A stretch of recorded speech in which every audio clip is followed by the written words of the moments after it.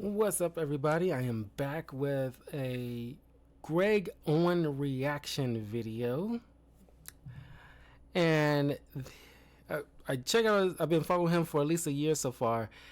Really like his content right now, and this new one he recently put out, the 7 Deadly Sins of Millennial Writing.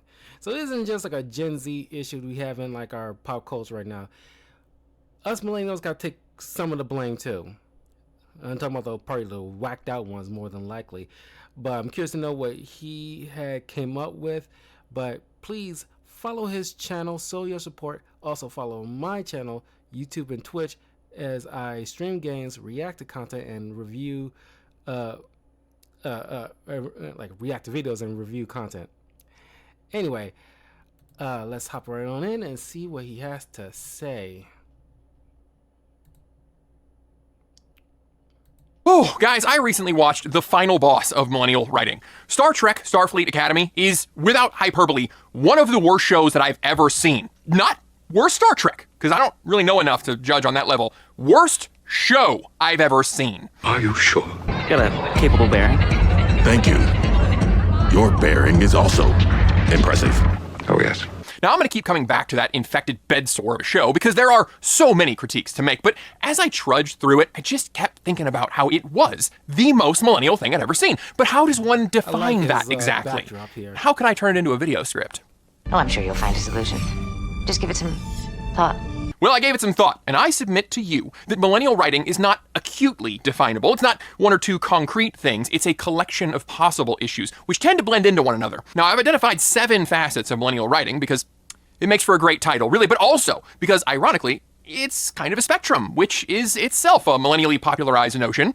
The number of them and the extent to which they appear is what I think defines the millennialness of the production. Only 1 or 2? Hey, that's not a problem. 3 to 4? We're kind of in yellow to red flag territory. 5 and above, that's a full-on ugg-wearing, bopping, pause a second after recording, pog-slamming millennial nightmare. Starfleet Academy, basically. Each feelings. Now, the thing about millennial writing is that it's not really about the age of the person writing it. It might be more prevalent in a certain age range, but anyone can be a hack millennial writer. Chase your dreams. Starfleet Academy creator Alex Kurtzman is 52. It's never too late, baby. So let's look at those 7 signals of millenniality, from therapy language morals to constant meta-awareness, but like not in some listicle way with title cards. What do you think? We're in some YouTube video? Coming in at number 7, maybe should be number 1. I don't really have a firm ranking system here. A massive hallmark of millennial writing is starting from a place of irony and meta-awareness as the default, and it is getting exhausting. Another way to put this is a complete lack of sincerity across the board. You've probably been recognizing this in the form of MCU humor, where serious moments are not allowed to stand for more than like 3 seconds before being undercut with a quip. Baron Karl Mordo, the Sorcerer Supreme. Who here, Carl? Hello, Stephen. Fantastic voice. Didn't you guys chart in the 60s? Dialogue is dead, gang. Now there is only banter. Wouldn't it be funny if we, went out, Do you want to go on a date? yeah, we'd, go for dinner, and, the 2 of us would, do stuff. Is that a yes? I know, right? Here's the thing. Millennials, like myself, will never let go of our Peacock subscriptions because we love New Girl right there. And also Superstore, Brooklyn Nine-Nine, Parks and Rec, and, of course, The Office. Of course. That's insulting. What about me? Mindy Kaling, however, learned all the wrong lessons from Dunder Mifflin and went on to write Velma, which couldn't stop being ironically edgy and meta in every scene. In one scene from the first season, they thought it was hilarious for Shaggy to go out of his way to say that he would never do any drugs, and then turn to face the camera and blink several times, complete with blink noises. Later on, Shaggy ponders the situation before stating that, if this were a teen drama, I would. It's crap like that, over and over. Now, it's gotten completely out of hand in recent years, but the roots of millennial writing, they go back a ways, like the Fox versions of the X-Men, which did the bit of, comic book supersuits sure look dumb, huh? You actually go outside in these things? What would you prefer? Yellow spandex? And look, I get it, okay? I do the self-deprecating bit here a lot, okay? I'm 40. It's like people my age have this defense mechanism against being sincere. We use meme cut-ins to express emotion. This is all we know! I don't know if it was like a childhood full of saying, Yeah, right. or what, but we just can't be serious. Being unserious can really screw up. Oh my God. Is that why I do that? Oh my God. Because, oh my God, I think I do that. cause like, oh God, I think he just blew my mind just now. I had like a blew my mind moment just right now because I do that too. Like I cannot take. It's not like on the same level as like the MCU thing that they kind of insert a joke in a serious moment. They can let a serious moment stand for 5 seconds, but it's just like I kind of like can't deal with too much of this like sadness or depressing moments for like too much. I kind of like avoid it for the most part. And like, I'm not saying like avoid it, like don't deal with it at all, but it's just like if I could avoid it, I will, kind of thing, or at least try to make some kind of snarky joke,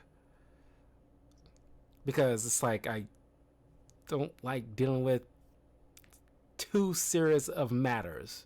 Oh my God. I thought it was just like a personality trait of my own. I didn't know it was like permeating most of the millennials. Oh my God. The tone a writer is aiming for, though. Like, if you're trying to convey being overwhelmed on your first day of school, it's big, everything is new, it's scary, but also hopeful at the same time, why not cram a joke in there, just in case anybody starts taking things too seriously? I think I swallowed my combat. Already? But writing that could cure anemia is a bigger problem than just annoying dialogue. The general fear of being serious is the root of our current morally gray epidemic. Millwrights can't commit to sides or solid definitions, and so we have wishy-washy morality. There aren't heroes and villains, they're just people, because, we don't want to judge. What that gets you is boring stories with no stakes that the audience can invest in. Look, I'm going to keep coming back to this, but it's important to reiterate that stories stay with us because of emotion. Stories have always been how we communicate the most important parts of culture and humanity. There's a story, a very ancient one, from Earth. Gilgamesh, a king. Constant, pointless irony destroys that. This is why I get so fired up by complaints of, it's not that serious, why do you care so much? I don't know, why don't some of you care enough? Why are we tolerating this slow, screen-induced lobotomy? It's possibly eating away at our humanity, but it's definitely ruining writing.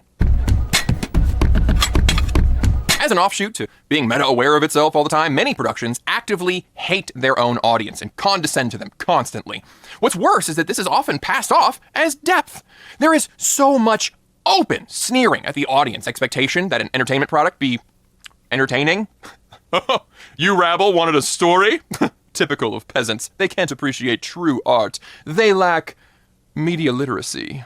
Some of these directors give you a pile of bland nonsense, like this year's The Secret Agent, and envision themselves like this. Are you not entertained? Yeah, but really they're more like this. Everyone is stupid except me. Look no further than other Oscar Best Picture nominee, Don't Look Up.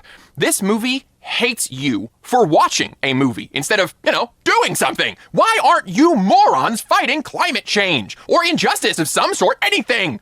This thing is insufferably smug and wants so badly to show that private interests will always collude to outweigh public, but also it blames that public for not supporting the current thing.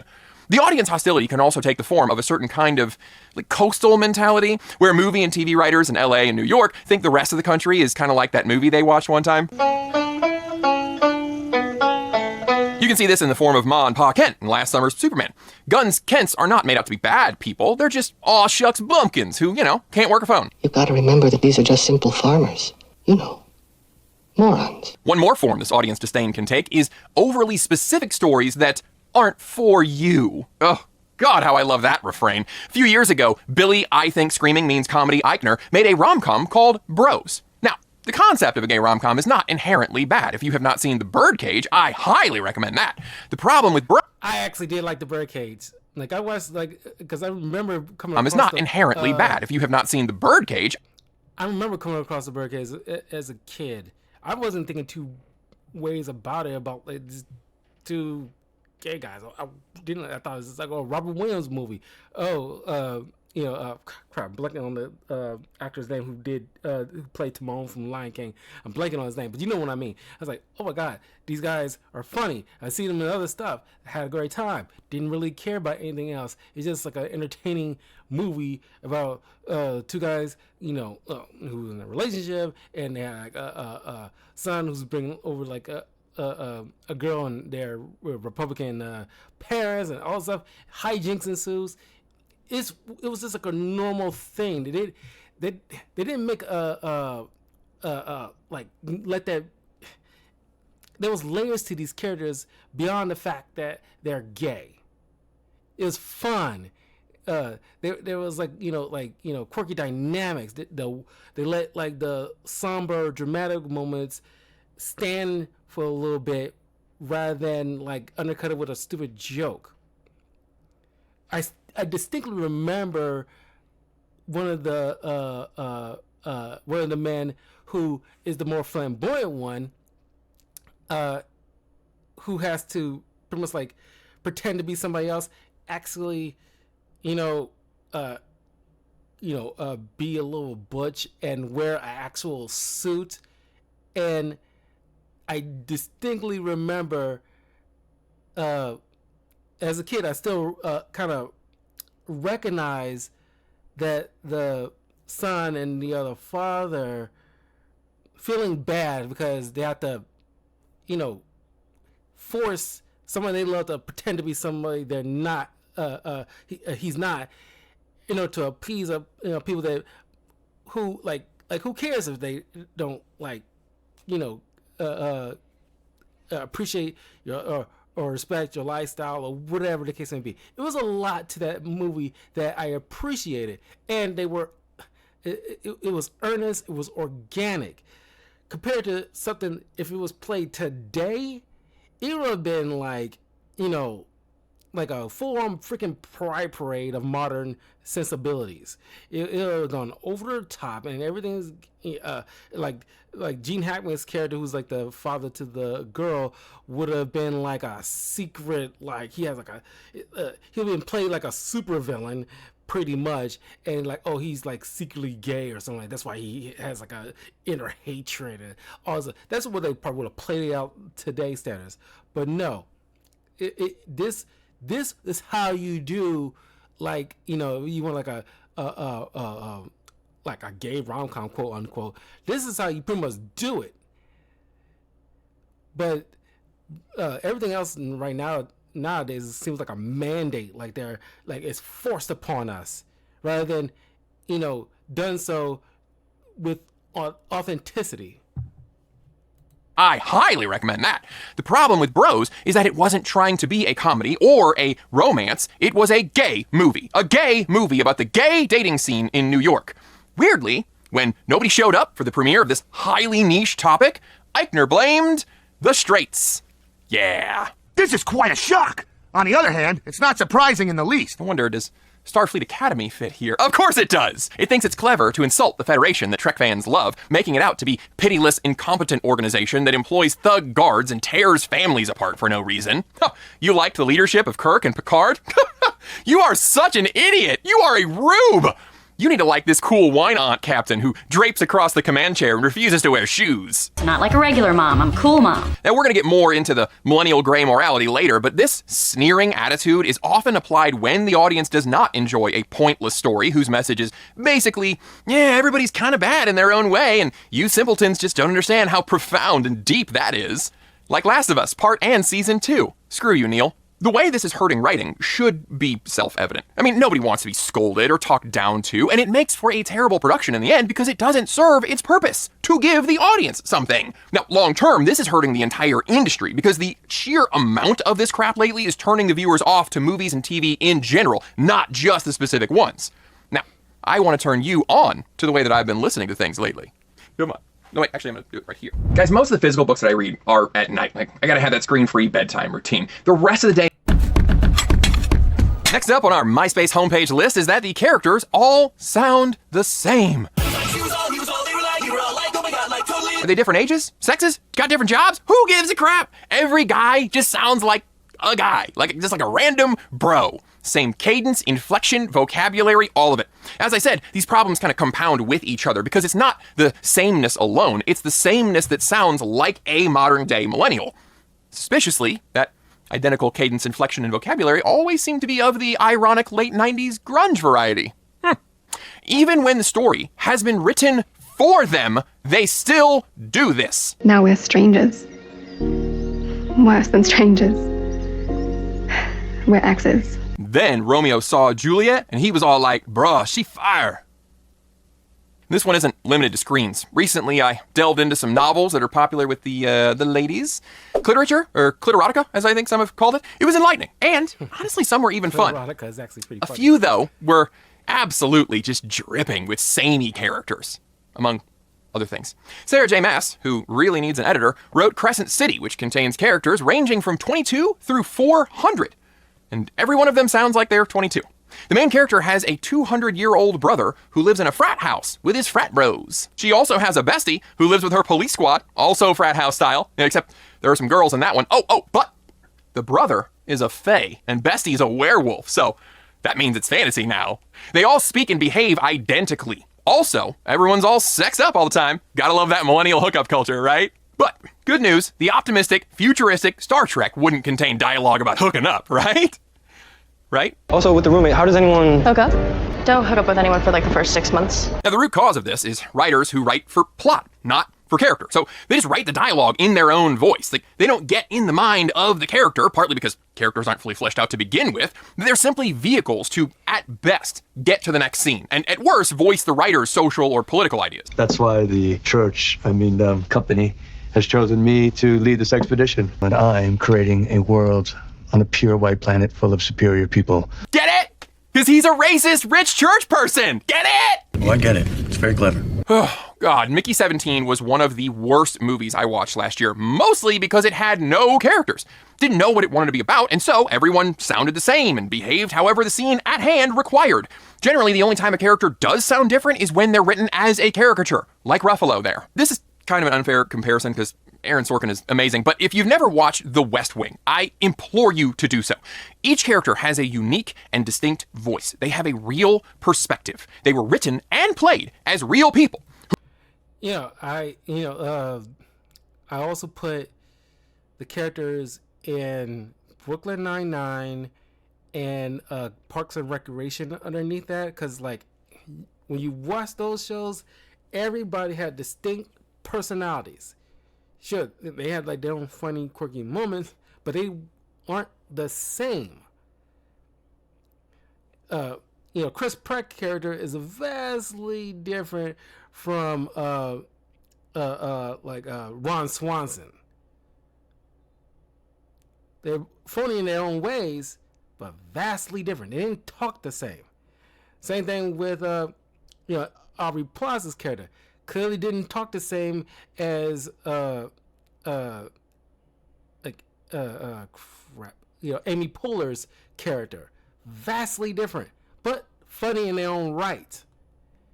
That's how because they had smart writers to flesh out these characters and make them unique. Who were as consistent as any of us can really be. I could read you a scene and cut the names. I could read it to you in monotone, and you would still be able to tell the difference between CJ's sarcastic wit, Sam's argumentative digging, and Toby's stupid bleeding heart. That is actual characterization. I agree. Again, this is a bigger, longer-term problem, because the habit of writing characters that all sound the same has led to an abundance of plot-driven movies, also known as stories. And then this happens. And then this happens. There's no emotion in those. They're instantly forgettable. They're just adult hay bear videos to keep you occupied for a minute. That is even more damaging to the entertainment industry than open hostilities because it results in audience apathy, which is far more dangerous than anger or bitterness.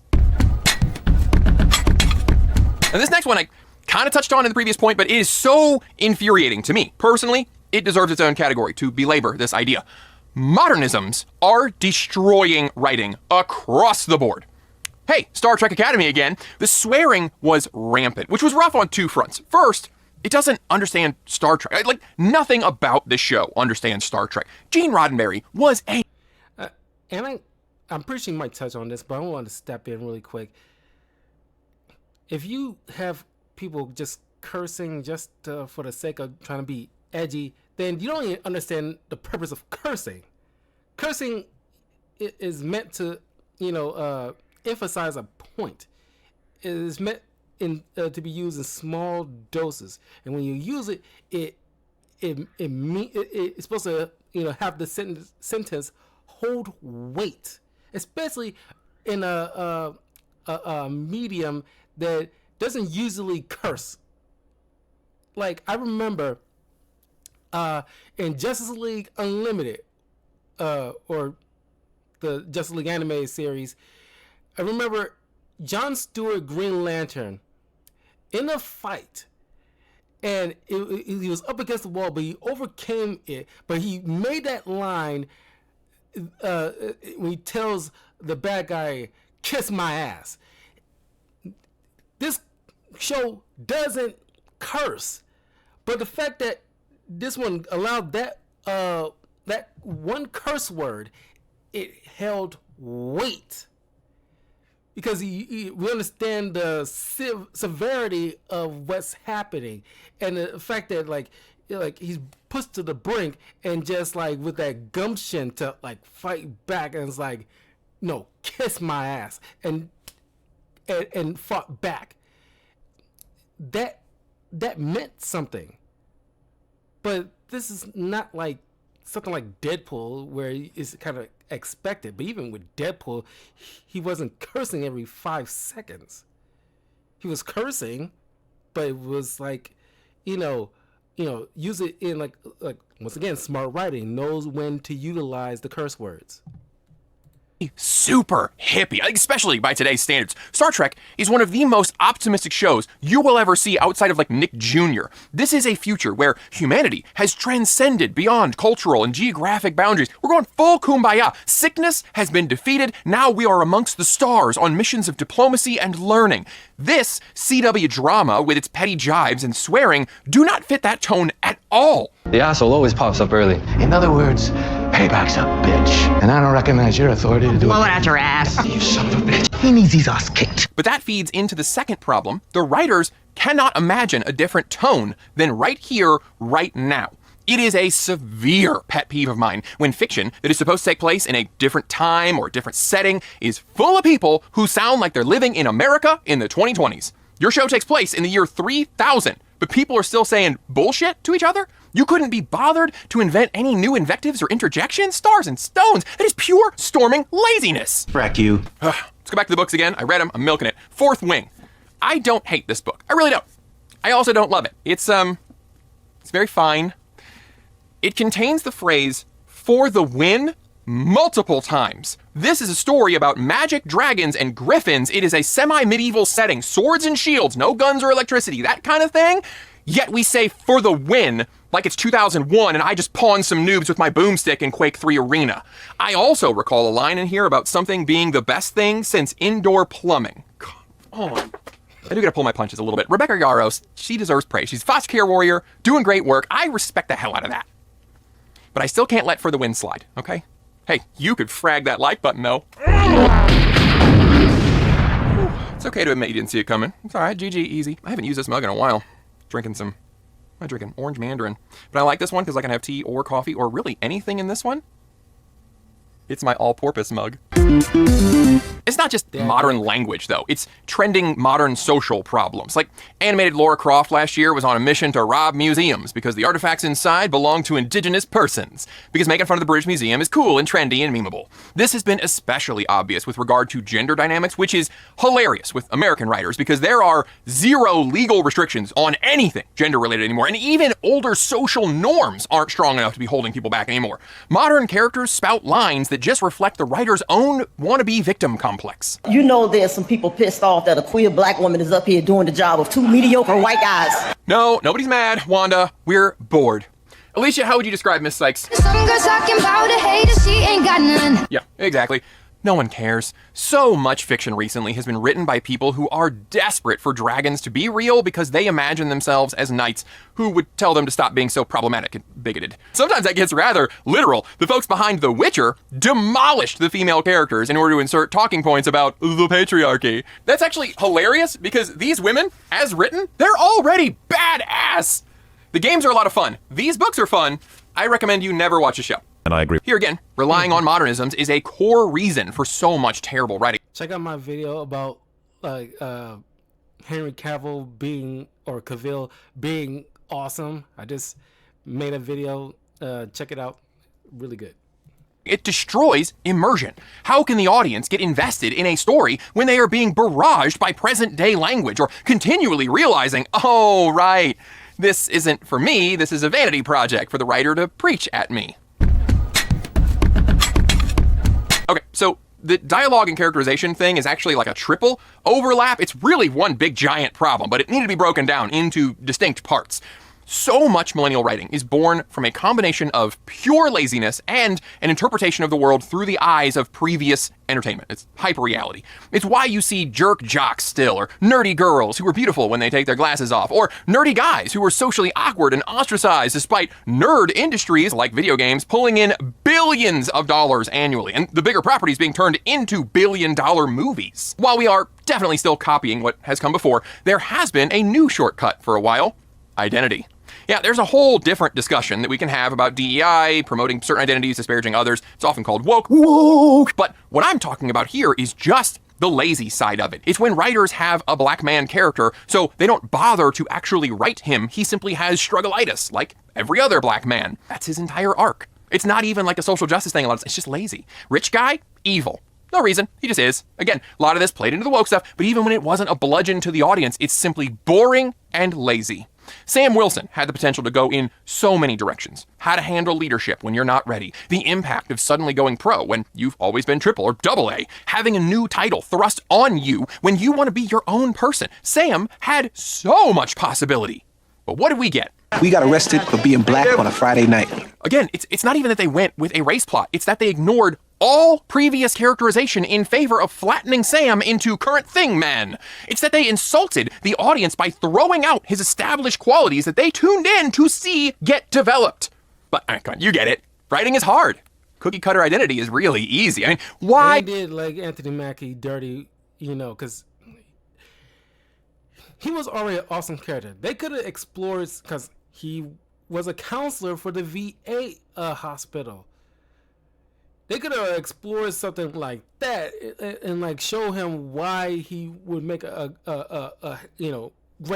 great holding the mantle of Captain America. Why, he was best friends with Steve Rogers in the first place. They completely forgot all about that, but they went through this whole racial thing because that was very topical at the time because of BLM and everything like that.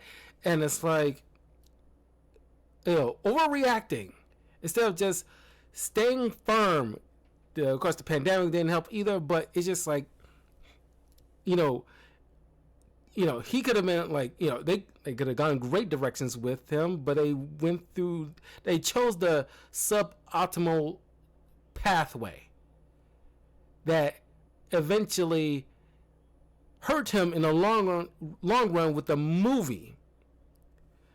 Because no one was really all that excited for a Anthony Mackie Captain America film.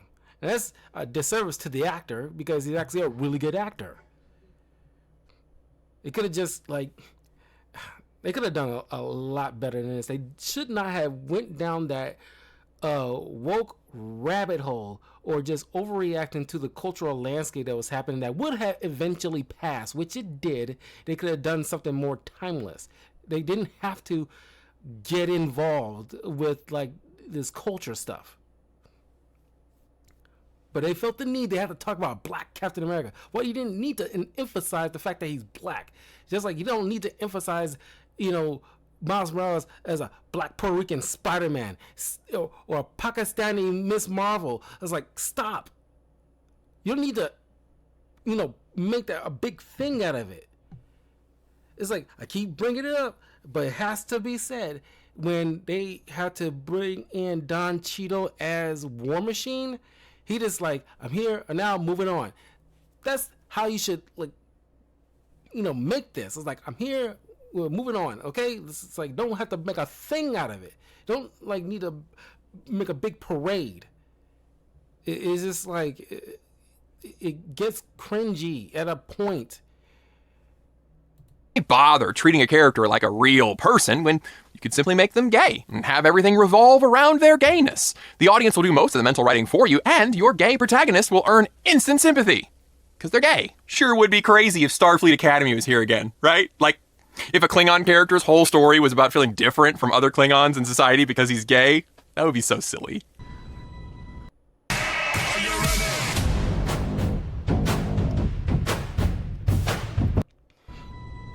As with body positivity, there's a lot of overlap here as well. Because Millwrights create characters who all sound identical, the only way to tell them apart is when they basically announce their archetype and motivation. Like in this D&D Session 0 that was in Zack Snyder's Rebel Moon. Or this scene in Jurassic World Rehashed where Scarlett Johansson and Mahershala Ali explain their motivations so clear that you can understand them even if you're buried in your phone, which you definitely will be by this point in the movie.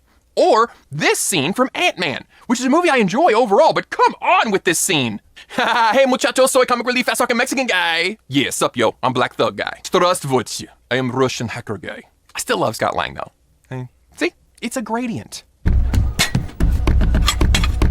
I don't care for Louise. I'm sorry. It's just like people talking about how cool he is. He should, recap all the MCU stuff. Like, no. Personally, I find him very annoying. I'm glad they stopped bringing in that freaking character. He's super annoying. Now, much like Adam Duritz, gray is actually my favorite color. So it's kind of a shame that millennials are going to be remembered derisively for the soulless, minimalist gray interior design that we popularized. But turns out mill writers like their morality gray as well. The issue with leaving behind a firm moral rubric, however, is that you still need signals to the audience so they know what's going on between characters. The millennial solution to this has been to use therapy language and relatability as markers of good and bad. Observe the source of her discomfort, represented by the disconnected affectation of her emotionally insecure partner. Look, I know we're all pretty tired of talking about woke stuff at this point, or at least I am, but sadly, this new moral reasoning was a big driver of woke storytelling. Terms like good guys and bad guys went out of vogue, but a story still needs protagonists and antagonists to drive the plot. How do you know who's who? Well, the reason the Victim Olympics exist is because the good guys are the ones who have received the most trauma points, the ones who have been the most historically unrepresented. The bad guys are the ones who can be reframed as the oppressors, the bourgeois. This is how Riri Williams can be shown as the hero of her own story when she is objectively a terrible person. Arguably, I hate therapy speak. Hang on. It's so I think I can actually annoying. already hear some of you typing about Tony Stark's poor qualities. Listen, save us both your moral relativism. You're actually proving my point. Arguably, the show that formally signaled the death of Star Wars, The Acolyte wanted to paint the Jedi as the bad guys because they're intolerant of poor, innocent witches who are minding their own business. Just using the Force to create life, no big deal. This huge stone facility burst into flames because of the Jedi's red-hot bigotry. This guy who murders people? He's not the bad guy. He's just misunderstood. He's countercultural, like the original rebels, according to the showrunner. It's the Jedi who are the real bad guys. From my point of view, the Jedi are evil. Because they don't want him to exist. Really, when you think about it, it is they who are responsible for him stabbing this kid to death. She was a child. You brought her here. Need another example. Oh, Starfleet Academy! This guy has a huge rap sheet, but it's okay, because the Federation are actually the bad guys. Because you still remember how the Federation used to be and felt we weren't living up to our principles. A lot of people agreed with you. Well, you didn't. I was dead wrong, Mel. Yeah, see, if you need some moral authority, you just need to be relatable. Relatability is so strong, it actually lessens evil if a villainous act is understandable. So many villains now are being recast as morally ambiguous because their motives are understandable, often a direct result of the traditional hero. Hoo-hoo, clever, right? That's what they try to do in Spider-Man No Way Home. Here's a group of villains and an extended scene where they all realize Spider-Man is really the problem. It's all his fault. In the end, Spider-Man doesn't even defeat them, really. He has to cure them of whatever ailment that he helped cause. As much as I love Civil War, they try to pull this same crap, blaming heroes for the existence of villainy. He's saying it's our fault? Our very strength invites challenge. Challenge incites conflict.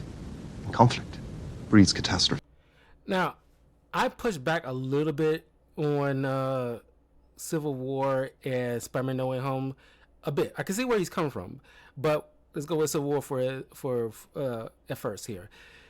Now, well, actually, this kind of coincides with No Way Home. There's lead up here because you actually had to understand what happened in the previous films to earn what, their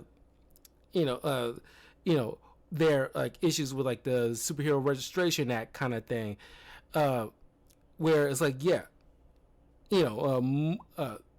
as like a Vision mentions, like, strength, will probably breed. What's going on here?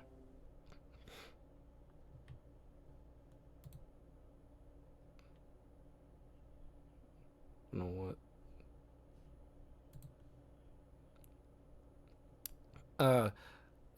strength will breed people want to challenge you to test it. It's kind of like with Batman, like we buy Kevlar, they buy armor piercing rounds. It's escalation kind of situation. But there's actual debate on this, where it's like, do the Avengers cause more harm than they prevent, kind of thing. Now, of course, they chose crappy examples like the whole Sokovia and the New York incident, where Loki and the aliens kind of popped up, and the Avengers didn't make that happen. Of course, you can argue it was more so Tony Stark who created Ultron that ultimately caused a Sokovia situation, but it wasn't the entire Avengers kind of thing. They could have utilized like specific, things that, like, with the Winter Soldier is more so tied with Captain America kind of thing, or Ultron closely tied to Iron Man. Loki with the New York incident is closely tied with Thor, so like you can kind of like, it could have done something like that to warrant like their humanity's kind of issues, because like half the Avengers caused like or at least brought this threat towards us, because they're kind of hyper focused on this location, so that's where they brought the fight. When Spider-Man No Way Home, I can see it's all about fixing their villains, where it's like, they're not truly bad. It's like, no, they're bad, especially Osborn, but they got twisted up by experiments. We all knew that, but there were still like some, at least most of them had still issues, and the powers kind of exacerbated it. It wasn't Spider-Man's or none of those Spider-Man's fault, but they took responsibility and tried to help them, because they couldn't do it the right way or the way they want to at their singular movies. But now with help and better technology, they found a way to do something they couldn't do by themselves. They essentially have backup now. So it's not necessarily, I kind of disagree a little bit, but I see where he's coming from. Guys, evil exists. It just does. Heroes rise to defeat evil. This new idea that villains rise to challenge heroes, that is insane. But it's actually not correct to call it new. I mean, here's Eddie Murphy using this backward logic in 1995's Vampire in Brooklyn. Evil is good. Oh, yeah. That's what I think. That scene is supposed to be funny because it's showing how outrageous and depraved that line of thinking is, and how a monster would use that to disarm his prey. The examples are constant. We're supposed to feel bad for poor patricidal Kylo Ren. It was that mean old Luke Skywalker that was really the one to blame. This one is actually a twofer in terms of its destructive power. Like others, there can be no emotional investment when everything is gray and the scale runs on vibes and how large somebody's lightsaber is. But the second half of this one, Spider-Man No Way Home or Civil War, in my personal opinion. But those other examples he has, like he's right on the money on that one. 1-2 combo is that the moral relativity makes stories boring. If nothing is better or worse than anything else, then why would we bother watching? Now, those tearing down of old properties, and especially the institutions within them, like the Jedi, brings us to our final point. Just like with our first point, I'm not really sure if this one should be 1 or 7. I can't really tell which one is the chicken and which one's the egg, the constant irony, or the final Millwright facet, subversion without some form of reconstruction. Now, this idea is a little older. It's got overlap with postmodernism, which popularized subversion as a tool to deconstruct and expose their perceived flaws in modernism. The trouble with millennial writing is that it just stops right there and makes subversion the whole goal. It uses subversion and deconstruction like a sledgehammer, and then it looks at you, the audience, and says, see, plumbing is obviously stupid. When I destroy it, the house floods. Oscar, please. As we've already covered, the Acolyte wanted to tell you that your beloved Jedi were really terrible and problematic. The Federation? They're heartless and cruel, but now we have hope because of the children. Children are our ambassadors to now. What? God, why is she walking around with bare feet? It's so weird. It's like a yogi instructor being put in ahead of a military college. So weird. And yeah, I get his freaking point. It's like, it's so annoying. Look, on paper, there's nothing wrong with every once in a while doing some subversion of expectation and reconstruction or something like that. Every once in a while. But you have to, like, if you want to show that the Jedi had their issues, then you had examples like the you can look what was a good example, like in the Clone Wars TV series, there was this like alien Jedi that replaced Anakin to take care of like a mission, and Anakin had to be called away, and that dude clearly lost his mind, clearly fell to the dark side. But it's moments like that you can show that, yeah, the Jedi are, like aren't always like the good guys. They have like some faults. They definitely have some faults. They're not perfect, especially when you showcase their dogmatic philosophies. But even down to even somebody like Yoda, they fell prey to their dogmatic sensibilities and like weren't flexible like Qui-Gon Jinn was. And because of that, they were blinded to the dark side and to Palpatine and all that stuff, and they fell short. That is like a proper showcase of subversion, but something like Skeleton Crew proved like, no, they showcase like, no, the Jedi are ultimately good guys. Ultimately, they are good guys. Kind of like the Justice League. The Justice League are ultimately good guys. Are they perfect? No. They fall short from time to time too, but you can do some kind of subversion of like a point of view about certain things from the Justice League, like the animated series, like the Watchtower. It's like they, it kind of feels like they. Like, oh, you're got this giant laser pretty much above us, and that can fire down on us whenever suits you.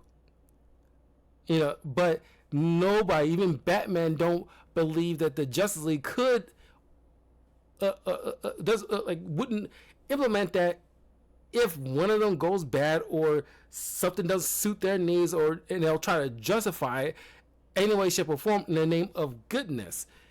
So you can show, that's why when they tear that down and create the Hall of Justice, where they can be on the ground with the people, that is a good example of like subversion, so that nobody's all good either, but you can show the chinks in the armor or the fallacies of your hero, but don't try to gaslight the audience saying like, oh, they were always bad.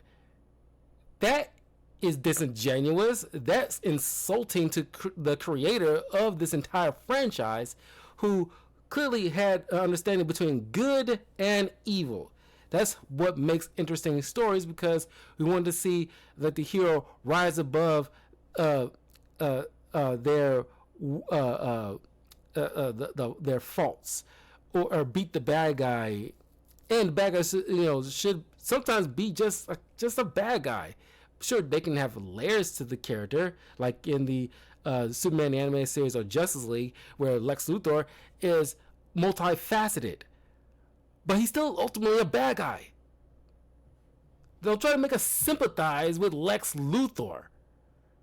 Even with something like Smallville, where we have moments of sympathy for Lex Luthor because of his issues with his father, ultimately, he still from time to time do horrible stuff. I can still feel bad because of how Lionel Luthor treated Lex Luthor, but I still know that dude's like a sicko, because like when he captured like Aquaman and the Flash in that series, and pretty much tortured them, we know, like, yeah, he's still evil, So it's like, stop trying to make us feel bad for people who ultimately are evil. Is that line? How did that get spoken out loud and still make it into the show? Yeah, your fiction that you thought contained ideals, like your Fellowship of the Ring who fought against evil, they're actually patriarchal and wrong. Not a woman amongst them. You cannot see this, though, because you, audience, you are also problematic. And the tropes, the archetypes that you know, they need to be brought low so that you can truly understand how awful they are. This is the root of the audience hatred coming from so many writers' rooms. They hate you plebs for not understanding the genius of blowing something up and then standing next to the rubble with jazz hands. It's why characters all sound the same and speak in modernisms. Old equals bad. That's why we had to deconstruct it. You need to live in the now. To which children are the ambassadors of? It's why morality had to be replaced with something that doesn't demand othered persons do emotional labor and allows people to take up space. Safe space. My safe space. My safe space. Look, subversion can be used by a competent storyteller for a fun twist, something to give the audience a fresh experience. It can also be a great tool to shed light on the ruts that our thinking patterns get into and provide a launch pad for a new perspective. Millennial writers don't do any of that, though. They just tear down the old and established and hope that something new will rise from the wreckage to post-justify their destruction. They think themselves clever for posing the very deep question of, what if, but upside down? And when that doesn't work, they accuse you of not being smart enough to see their resplendent new clothing. Well, if I'm keeping track correctly, Star Trek Starfleet Academy is a full 7 out of 7 disaster. It truly is the most millennial writing thing I've ever seen. Was this story based? I see that you have come to colonize yet another one of our cherished locales. AKA you losers ruin everywhere. No way. Not this time. As I said earlier, however, any one of these points does not render a piece of entertainment bad immediately. I'll point back to Ant-Man. Unfortunately, where there's smoke, there's usually fire, and the audience is starting to shy away from movies and TV that show even one or two of these facets. But where does that take us? What will be the next writing trend that will be referred to as Gen Z or Gen Alpha writing? Well, hopefully, it's a return to sincerity and classic story structures that have been proven effective for, centuries. Sure, Dan. Don't laugh. It's possible. Pop culture is just a homogenized, sloppy mess right now. The kids are actually pretty tired of not having their own culture, and they are unironically seeking out older stuff. My own kids are listening to Hall & Oates regularly. The other day, my son tried to introduce Mrs. Owen to this awesome new band he found called the All-American Rejects. She promptly did an incredible Walter Donovan impression and turned to ash on the spot. Despite some glimmers of hope for the youth, I do have pessimistic predictions. 3, specifically. The first, I think, will be born from a childhood of watching dumbed-down kids' TV and streamers. I think stories will not be stories anymore. They'll just be a collection of vibes, vlog style, no plot whatsoever. Now, really successful kids YouTubers like Mr. Beast or Minecraft streamers, they actually do utilize a kind of storytelling method. There are build-ups and payoffs, but they're not real tales. They're just merely there to increase retention. I fear that future storytelling will be like that, with only the best ones ever even having a payoff of any kind. Most will simply be a collection of random characters doing random things. They'll just meander for a while, maybe end up with someone getting something that they were after, possibly some vine booms or something, and then boom, credits. And I'm terrified that our brain-rotted children will accept this. Then the next thing I worry about is a backlash to the silly hyper-reality of millennial writing that may result in an emphasis on the overly real. It's a common rebuttal that I get in my videos. I'll say something like, hey, Rand's ancestral memory of his past in the Wheel of Time had a gay couple because Rafe Judkins just can't freaking help himself, and that is a stupid add-in. And shills for that abomination of a show will then get in my comments and say, gay people exist, you know. Yeah, I'm aware, but it doesn't make sense. In this scene, specifically. More and more movies and TV are adding entirely superfluous nonsense that bloats the story in the best of cases, often undermines it in the worst, and yet critiquing these things will always be met with, actually, that's real. Real people do that. Right, but when you're telling a story, everything is supposed to serve the story. And I fear that infant is going to get tossed out with the millennial bathwater when the seals keep clapping for anything that can be described as authentic. And this last one is, this one's the darkest. See, one explanation for the bleak interior design is that millennials don't put down roots like previous generations. Like, you don't go work at the plant like your dad and stay there forever anymore.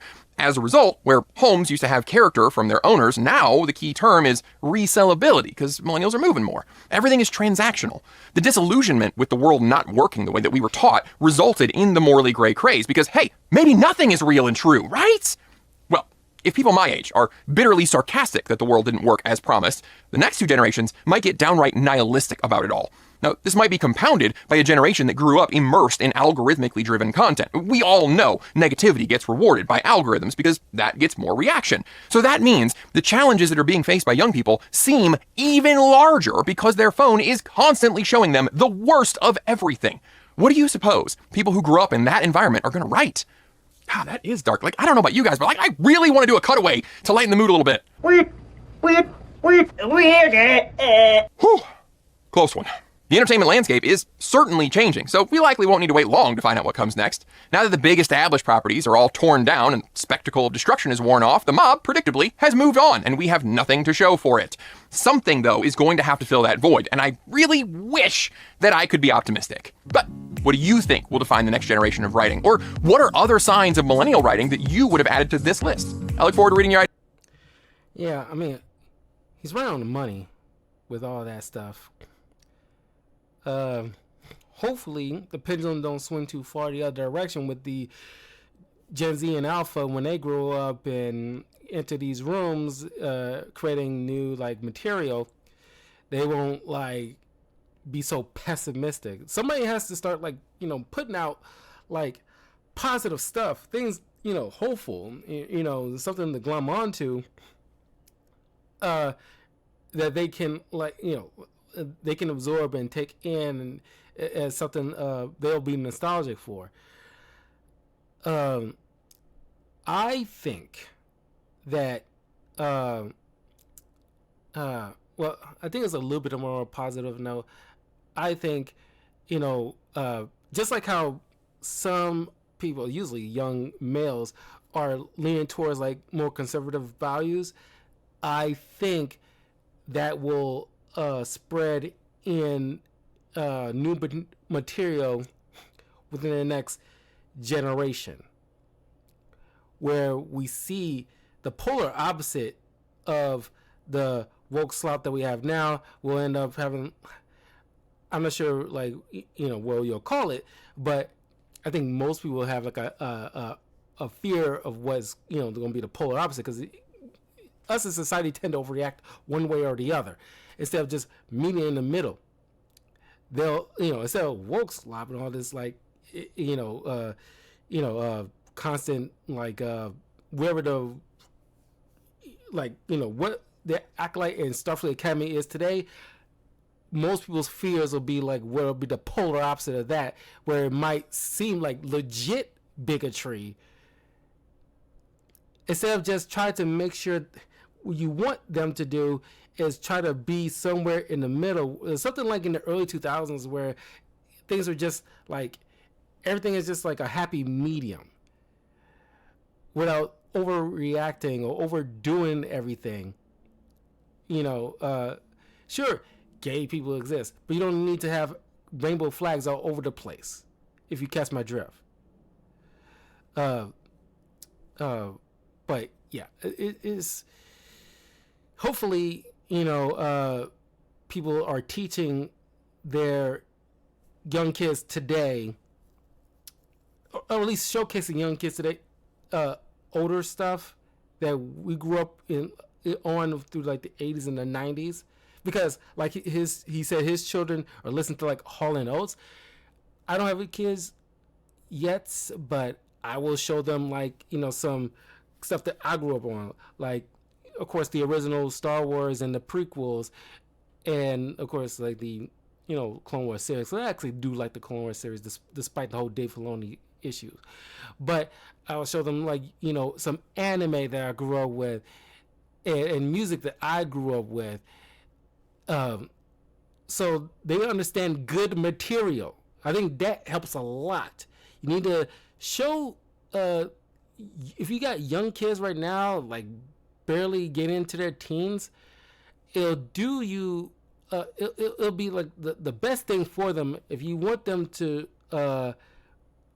showcase good material, and not like those Blueies would have like like Bluey's best friend got 2 dads. It was like, instead of like showing them that kind of crap, that you have to, because parents shouldn't have to worry about what their kids are absorbing and have to monitor every little thing. You should be able to trust that content has like a specific, age restriction kind of situation. Like, I want, my kids, my future kids, they're gonna watch like, PB&J Otter, Blue's Clues, Dora the Explorer, Old Sesame Street, Mr. Rogers, Little Bear, and then when they get older, the original X-Men animated series, the Justice League animated series, Batman the animated series, Static Shock, things of the 90s and into the early 2000s. You got Parks and Recreation, and all but the last season of Brooklyn Nine-Nine.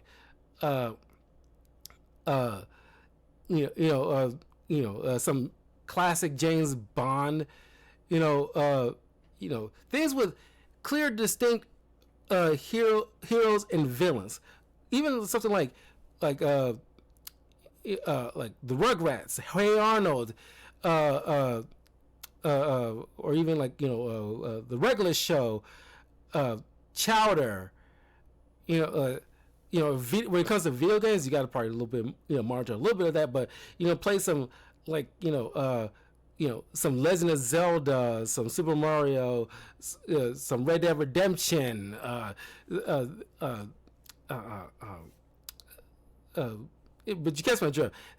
Things that I think could better hope for video games more so than anything, but things that you can trust, that understand about heroes and villains and know how to do the whole subversion thing the best way and not just halfway, because that leads to all sorts of problems. You want to have them read some literature, you got to give them some classic stuff, like some Edgar Allan Poe, some J.K. Rowling, some Charles Dickens,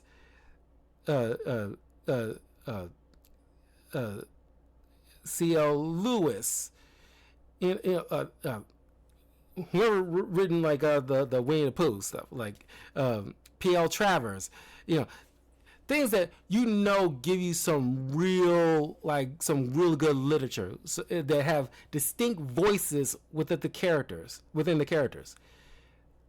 You have to get your kids on that kind of stuff, so as they grow up, they understand smart writing. And when they get into certain spaces, like writing, in writers' rooms, or heads, or becoming directors of movies or whatever, you can trust in the future they will have a good foundation of what works in music, movies and TV shows, and bring it forth, so it'd be like a return to form in a way of 90s and early 2000s writing, where we're all about identity politics, and it'll become timeless again instead of being stuck in a time capsule. That's just, that is my advice, and that may help bring some hope for the future. But leave a comment below, let me know what you guys think, and I will see you guys soon. Peace.